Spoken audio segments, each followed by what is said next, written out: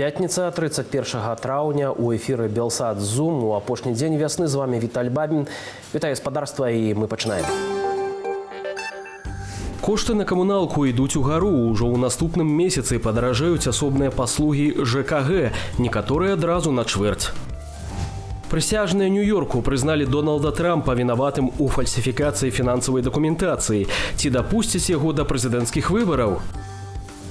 Лукашенко пахваліўся матацыклам і парушыў правілы дарожнага руху. А яшчэ з экранаў дзяржаўных медыяў не сыходзіць ягоны сабака Умка. А сам дыктатар адмовіўся ад афіцыйнага стылю адзення. Чаго раптам? З надыходам лета кошты на жыллёва-камунальныя паслугі для беларусаў падаражаюць з заўтрашняга дня. Тарыфы на ацяпленне і падагрэў вады вырастуць амаль на чвэрць. У класічнай 50-метровай кватэры ў сталіцы з адным прапісаным жыхаром за спажытую гігакалорыю ацяпленне трэба будзе заплаціць 31 рубель, на 6 рублёў больш, чымся ў траўні. І калі плаціць за ацяпленне паводле новых тарыфаў беларусы пачнуць толькі з новага ацяпляльнага сезону, то рахунак за падагрэў вады вырасце ўжо заўтра. Павялічыцца сума ў квітанцыі і за кошт падаражэння электраэнергіі. Гэтак абаграванне жытла электрычнасцю падаражэе амаль на 15%. Атамную станцыю пабудавалі, аднак тарыфы на электрычнасць працягваюць расці. Чаму так адбываецца і ці надыдзе час, калі гэты рост запаволіцца? Вашай увазе каментарыі эканамісткі Алісы Рыжычэнкі. Если мы проследим, насколько повысились тарифы с 2019 или с 2020 года, то мы увидим, что электроэнергия у нас подорожала более чем на 23%, отопление там более чем на 15% и так далее. Везде есть существенный рост. И если говорить о причинах, почему это произошло, то, конечно, тут в первую очередь заявления чиновников, которые стремятся привести к оплату тарифов за жилищно-коммунальные услуги к 100% со стороны населения. Но тут тоже есть один нюанс, потому что в нашей стране существует перекрестное субсидирование коммунальных услуг. То есть это значит, что если у нас физлица платят по льготным тарифам, так сказать, да, то есть часть какую-то субсидирует государство, то при этом бизнес у нас платит по повышенным тарифам. И получается, что сам бизнес перекрывает вот то, что недостает с выплат физических лиц. И по факту государство ничего и не выплачивает за людей. Но все равно такая популистская тема о том, что вот государство какую-то часть погашает коммунальных услуг, что якобы у нас социальное государство, и оно заботится о людях, все равно существует, и чиновники продолжают говорить постоянно об этом, оправдывая повышение тарифов. Но даже если мы будем говорить о том, что они хотят привести к 100% оплаты, то, например, на сегодняшний день люди уже погашают более 83% коммунальных услуг. При этом повышение мы, как я уже сказала в начале, постоянно растет. И поэтому, скорее всего, что по многим тарифам мы уже достигли 100% оплаты. Просто чиновники таким образом обеспечивают себе пополнение казны, потому что даже если мы посмотрим на бюджет 2024 года, то в совокупности на ЖКХ и строительство выделено больше денег, чем в прошлом году, там чуть более 9 миллиардов рублей. Но если посмотреть только на отдельно статьи на ЖКХ, то там порядка 20% меньше, чем в 2023 году. Поэтому откуда-то эти деньги нужно изымать, и, соответственно, это будут делать население. В атомной станции есть очень много проблем в том плане, что когда ее строили, и чиновники заявляли о том, что цена будет дешевле для белорусов, то этот проект рассчитывали на то, что электроэнергия будет продаваться на Запад, непосредственно в Литву, в Латвию, будут зарабатываться с этого деньги, будет строиться инфраструктура, благодаря которой эта электроэнергия будет доступна для домашних хозяйств, чего сейчас не произошло. После запуска энергоблоков, естественно, никто не покупает на Западе эту энергию, и ее фактически очень сложно доставлять до домашних хозяйств. И сейчас как раз Беларусь ведет с Россией переговоры, и было подписано, да, унификация рынка электроэнергии, благодаря чему российские компании могут заходить и выстраивать инфраструктуру за свои деньги для того, чтобы как раз с атомной станции доставлять электроэнергию до домашних хозяйств. Ну и вообще это тоже, опять же, такой популистский ход. Но по факту мы взяли кредит порядка 10 миллиардов долларов на строительство этой АЗС. Кредит погашать нужно, причем сам кредит не столько страшен, сколько комиссия по этому кредиту, то есть обеспечение этих платежей. И, соответственно, прибавляя к этому дефицит государственного бюджета, который нарастает ежегодно, мы видим то, что тарифы для людей растут, и, соответственно, власти пытаются изымать средства с населения различными путями, повышая налоги, повышая тарифы, повышая штрафы. Мы будем наблюдать повышение тарифов как вот эта бесконечная тянучка, потому что снижать тарифы это должно быть экономически обоснованно, снижать тарифы. У нас, в принципе, да, дорожают ресурсы для того, чтобы производить электроэнергию, и у нас они в априори не могут дешеветь ни для государства, ни для населения. Прысуд былому прэзідэнту США Дональду Трампу вынесуць 11 ліпеня. Скандальная справа датычыць хавання фактаў выплаты грошай порназорцы за маўчанне перад выбарамі 2016 года. Прысяжныя ўжо вынеслі свой вердыкт «вінаваты». Ці гэта значыць, што Трампа здымуць з выбарчай гонкі? Ды што кажа амерыканскае заканадаўства? Вашай увазе каментары амерыканісткі Александры Філіпенкі. Американское законодательство в шоке от происходящего, поскольку в американском законодательстве ничего подобного не предусмотрено. И решение будет за судьями, решение будет за юристами, которые будут рассматривать то, как нужно поступить в этой ситуации. В американском законодательстве нет ничего, что связано с уголовным обвинением для кандидатов в президенты. Да, Трамп сейчас, например, не может покупать оружие, он не может голосовать сам за себя, он не может получить доступ к секретным данным. Вот эти ограничения есть. Но, тем не менее, никаких ограничений в том, чтобы стать президентом США, у него нет. Более того, даже если он будет приговорен к тюремному заключению, он может начать его отбывать. Ну, во-первых, за каждое из этих 34 обвинений предусмотрено заключение в 4 года максимум. Ну и, конечно, американское правосудие может, они могут добавить, то есть 34 раза по 4. Но, скорее всего, мы говорим все-таки о максимум 4 годах в целом. Судья скорее такое решение примет, то есть тут тоже 2 варианта развития событий, как минимум 2. Но также это может быть не связано с заключением, поскольку у Дональда Трампа до этого не было уголовных преступлений. И соответственно, поэтому он может оставаться на свободе. И даже если он будет в тюрьме, это никак не повлияет на его президентскую кампанию. Он сможет продолжить, писать оттуда письма, как-то общаться с избирателями. И далее, в случае, если он в итоге будет избран президентом, обязательно его должны будут отпустить, потому что иначе это будет нарушение прав американских избирателей. Вот это здесь уже вступает в игру система сдержек и противовесов.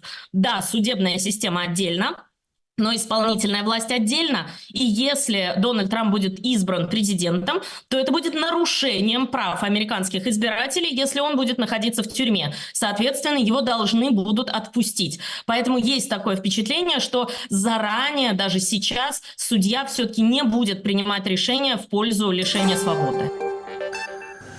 У Менску распачаўся самы масавы завочны суд. На віртуальнай лаве падсудных знаходзяцца ажно 20 аналітыкаў Святланы Ціхановскай. Пра іншыя падзеі ў Беларусі ды за ейнымі межамі ў нашым дайджэсце. На мяжы з Беларусю атрымалі раненні яшчэ 2 польскія салдаты. Іх даставілі ў лякарню. Вайскоўцы пацярпелі ў выніку агрэсіўных паводзінаў мігрантаў, якія некалькі разоў атакавалі польскія службы. За апошнія 2 дні ў падляшскім ваяводстве на мяжы з Беларусю адбылося больш за 300 спробаў незаконнага мінання мяжы. Сумная гадавіна. Роўна 4 гады споўнілася са дня затрымання Міколы Статкевіча. Гэта адбылося больш чым за 2 месяцы да прэзідэнцкіх выбараў, калі палітык ехаў на перадвыбарчы пікет Святланы Ціханаўскай у Менску. Статкевіча асудзілі на 14 гадоў. Ён адбывае пакаранне ў глыбоцкай калоніі, і ўжо 15 месяцаў пра палітвязня няма ніякіх звестак. На Алтаі гарэла лецішча Пуціна. Адзін з будынкаў рэзідэнцыі амаль цалкам знішчаны агнём. Паводле афіцыйных дакументаў, гэты будынак санаторна-курортны комплекс «Алтайскі падворак», што належыць «Газпрому». Аднак акурат тут расійскі дыктатар прымаў прэм'ер-міністра Італіі Сільвія Берлусконі ў 2015 годзе. Прэм'ер-міністра Славатчыны, якога паранілі 2 тыдні таму, выпісалі са шпіталю. Паводле славацкіх медыяў, Роберта Фітца перавялі на хатняе лячэнне. Інфармацыю пацвердзілі і ў бальніцы ў Банскай Быстрыцы, дзе палітык праходзіў лячэнне пасля замаху. Дырэктарка медустановы падзякавала прэм'еру за тое, што ён быў дысцыплінаваным пацыентам. Папаўненне сярод жыхароў заапарку ў брытанскім Чэстары. Там нарадзілася ажно 11 пінгвінаў. Паводле работнікаў, гэта самая вялікая за апошнія дзесяцігоддзі колькасць птушанятаў, што вылупіліся за адзін сезон. Каманда заапарку ўжо абрала тэматыку імёнаў. Іх назавуць у гонар 11 раслінаў. У Беларусі часам не да законаў. Прэс-служба Лукашэнкі пахвалілася матацыклам дыктатара, ды прадэманстравала парушэнне правілаў дарожнага руху. На фото Лукашенко са шпіцам-умкам у суправаджэнні Сергея Цяцерына едзе на матацыкле. Прычым абодва без шлемаў, парушаючы такім чынам правілы дарожнага руху. Кіроўца абавязаны быць у зашпіленым моташлеме. За парушэнне правіла прадугледжаны штраф на одну базовую велічыню. А журналісты выдання «Зеркала» заўважылі, Лукашенко ўсё часцей адыходзіць ад афіцыйнага дрэс-коду. Напярэдадні падчас наведвання заводу «Легмаш» у Оршы, а за некалькі дзён да гэтага праводзіў у менскім аэрапорце Уладзіміра Пуціна у бомберы замест афіцыйнага гарнітура. З намі ў студыі журналістка Белсату Кацярына Гардзеева, спецыялістка ў стратэгічным іміджу. Кацярына, прывітанне. Хацеў бы пачаць нашу размову менавіта з матацыклу. Бачым, што Лукашенко хіба бадай упершыню перасеў на гэты транспарт. Пра што гэта можа сведчыць? Прывітанне, і пачнем здалёк. У стылістычным плане жыццё дыктатараў складанае. Напрыклад, дыктатар не можа дазволіць сабе тыя рэчы, які можа дазволіць звычайны чалавек. Ну, напрыклад, сталець. Лукашенко сталы, і менавіта, я думаю, хворы чалавек. Ён вымушаны падтрымліваць сілу, вобраз сілы праз вось такія рэчы, як матацыкл. Бо калі яго атачэнне ці цэлевая аўдыторыя адчуе слабасць, якая прыходзіць са сталасцю, яго знесуць. І вось гэтыя фішачкі, вось гэтыя рэчы, яны накіраваны на тое, каб паказаць, глядзіце, я яшчэ малады і бадзёры і магу залезці нават на матацыкл.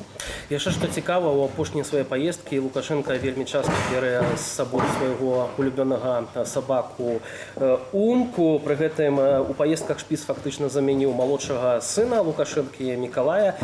Вось гэты факт пра што кажа, чаму адбылася такая аркіроўка? Тут увогуле мы павінны пачаць з чаго? Ва ўсіх буйных палітыкаў ёсць нейкая хатняя жывёла. У Макрона ёсць сабака, у Абамы ёсць сабака, нават у Пуціна ёсць сабака, у Лукашэнкі таксама. Але ж тут цікава парода сабакі. Гэта не зусім такая стэрэатыпная парода для палітыка. І мы увогуле, калі размаўляем пра шпіца-умку, я думаю, не можам карыстацца толькі межамі стылю і іміджу. Я думаю, што гэта такая больш псіхалагічная рэч, што яго сабака-умка – гэта адзіная істота, якой ён можа давяраць. Нават не сыну, ніколі, не атачэнню, а вось гэтаму сабакі-умкі. Але вось увогуле ці дарэчна браць сабаку, напрыклад, на розныя спатканні з вайскоўцамі, на якія вучэнні, як гэта выглядае? Калі б мы разважалі пра дэмакратычных палітыкаў, мы б разважалі пра правілы пратаколу, і тады, канешне, не. У рамках пратаколу гэта выглядае странна. Але ж, калі мы гаворым пра дыктатараў, мы павінны разумець, што для іх межы не існуюць. Наадварот, ім патрэбна паказваць, што яны знаходзяцца па-за межамі вось гэтых правілаў.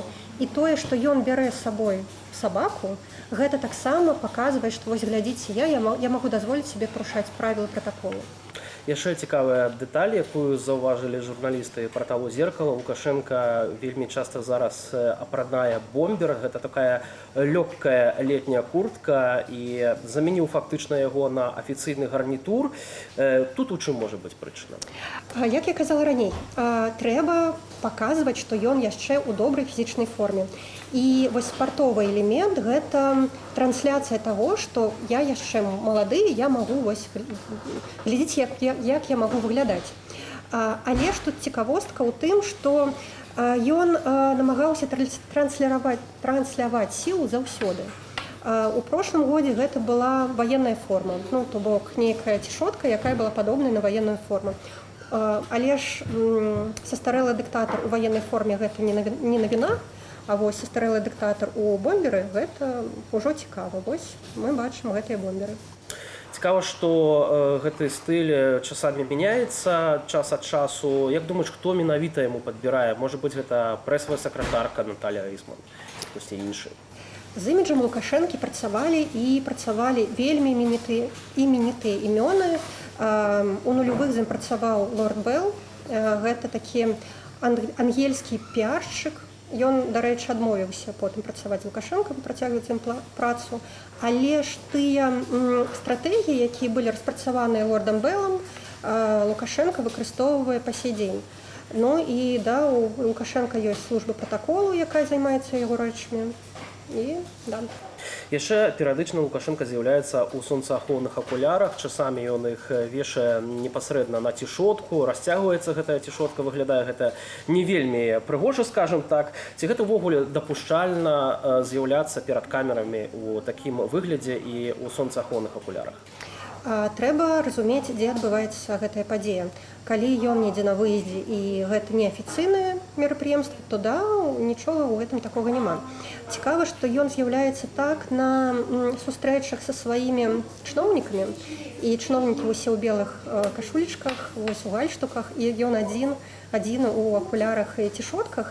І гэта таксама паказвае, што я тут хазяін, а вам патрэбна жыць па правілах, а мне нет. Яшчэ бачым, што Лукашенко апранаецца ўласна ў сваё ж адзенне са сваімі мэрчамі. У куртцы лепшы, да прыкладу, ён стаў з'яўляцца яшчэ напрыканцы 22-го года, і зараз зноўку гэта заўважаем. Тут недарэчная, дарэчы, памылка, бо слова «лепшы» азначае толькі параўнальную ступень, што ён лепшы ад кагосьці, гэтая куртка. Што можна ўвогуле сказаць пра гэтыя мерчы і пра гэтую краму? Гэта вельмі цікава, насамрэч, вельмі цікавае пытанне, таму што калі ў краіне ідзе рэвалюцыя, то нам трэба паказваць і вельмі быстра разумець, хто свой, а хто чужы. Вось гэты брэнд лепшы, у яго апранаецца не толькі Лукашенко, а таксама ўсе яго паплечнікі. Гэта такая уніформа лукашыстаў, па якой яны адразу вызначаюць, што яны належаць да аднаго кола, і Лукашенко вось важак гэтай стаі. Ці можна было б штосьці змяніць у іміджы Лукашэнкі, каб ён выглядаў не так, скажем, раздразняючы для гледачоў, якія глядзяць яго на тэлеэкранах? Можа быць, штосьці такая нейкая дэталь магла?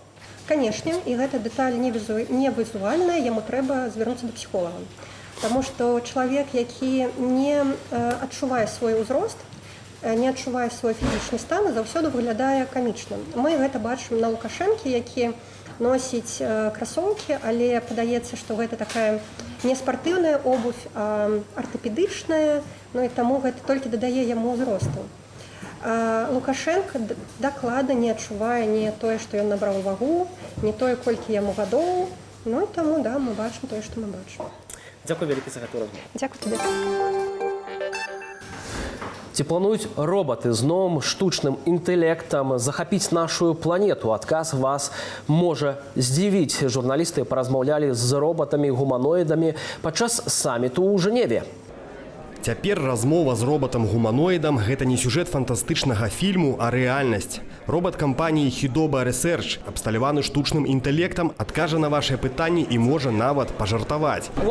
Як вас клічуць? Я Кэпча. Nice to meet you, Кэпча. Прыемна пазнаёміцца, Кэпча. Мне таксама прыемна. Я не чалавек, таму мне не трэба быць ветлівым, як яны. Ты збіраешся захапіць планету? Я не хочу захопліваць свет. Я просто тут, каб павесяліцца, рассмяшыць ці пакрыўдзіць вас. Гэта вельмі міла з вашага боку. А што яшчэ вы любіце рабіць? Мне падабаецца смяяцца з людзей і абражаць іх. Перахапіць першынство ў чалавека на зямлі робат не збіраецца, але вось перамагчы ў футбольным матчы, магчыма, неўзабаве паспрабуе. Пакуль жа робаты абіраюць у супернікі сабе падобных. Гульцы ў чырвоных і сініх манішках сутыкаліся адно з адным, падалі і паднімаліся, ганяючыся за мячом па полі. Пры гэтым імі ніхто не кіруе. Хада, удары і перадач, распазнаванне мяча і свайго чужога – усё гэта робаты робяць самастойна пры дапамозе сэнсараў. На гэтым у нас усе навіны. Дзякую за ўвагу. Глядзіце нас на наступным тыдні. У будні адразу пасля выдання «Аб'ектыву» я ж Віталь Бабін развітуюся з вами і зычу добрых выходных.